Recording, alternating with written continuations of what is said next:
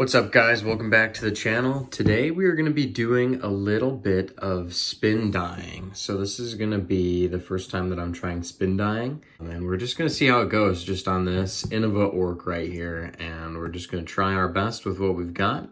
And we'll see how it goes. Alright guys, so as we know, the first step to any spin dye is we're going to have to wash this puppy off. Just to make sure that the dye is going to adhere to the disc. Just like with any dye, the first step, we're gonna have to wash this disc off.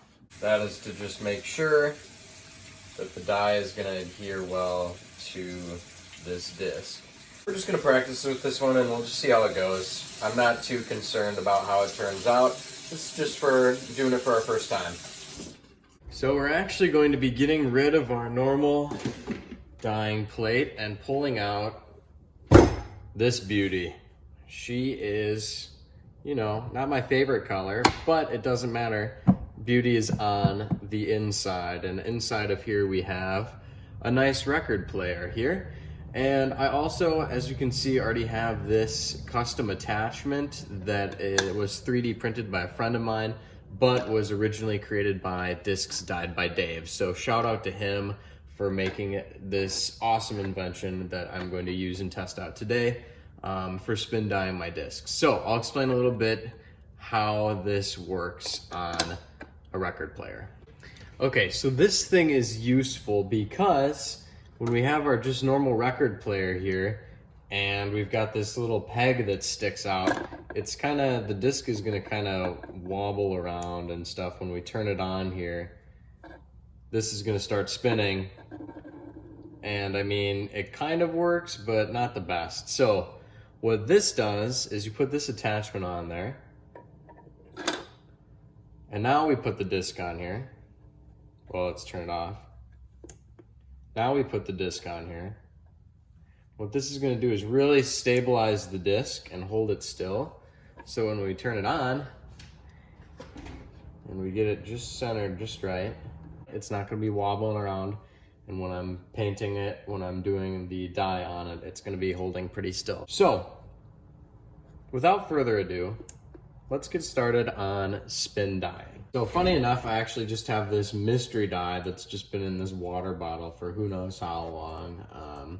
And this is what we're going to be using as our first try on this disc. I have no idea how this is actually going to work. So we're using mystery dye and a disc that I give zero craps about. All right, to my understanding, essentially how this works is I have a dye mixture already created. I've got some liquid RIT dye in here. Now in any of the tutorials, I haven't seen anybody use liquid RIT dye, so this is why it's kind of an experiment. They have also used iDye Poly, Prochem, kind of mixed in a liquid mixture. But here I'm gonna be using RIT liquid dye mixed with some acetone, and we're just gonna experiment and see if this works, as I haven't seen anybody actually do this yet.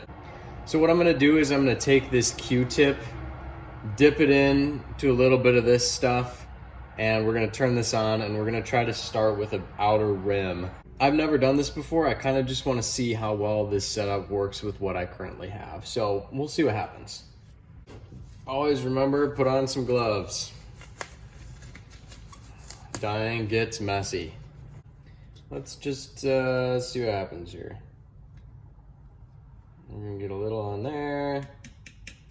I don't know how well this is gonna work. We're gonna hold that like that, and we're gonna turn this on. Okay, here goes nothing. I'm just gonna start on this outer edge here and just kind of hold it on a line. Trying to center it a little bit better. Doesn't feel super centered to me.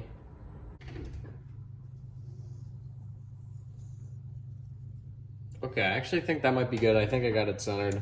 Let's test it out. Is that better? Oh, that's so much better. Okay, so that's gonna be a little hard to do, is the centering part, at least from my experience here. Just now, my literal 3 minutes of experience. So let's try this here. Okay, that's interesting. Let's try a little bit more dye.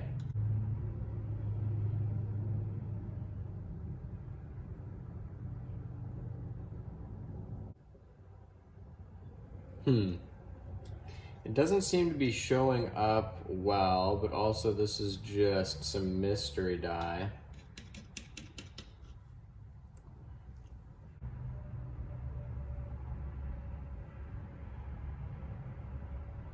Looks like this mixture might be a little too liquidy. Screw it, let's keep going. Okay, let's see what it looks like stopped. Yeah, that's a little weird looking. It could have an interesting effect though. I could make it like a blood kind of orc pattern. I don't know. This is a complete experiment.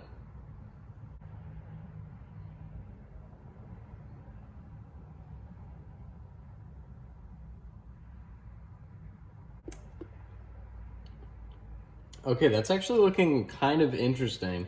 Obviously, this is not actually what you're supposed to do for this. So yeah, one go. Nice, and hold it steady.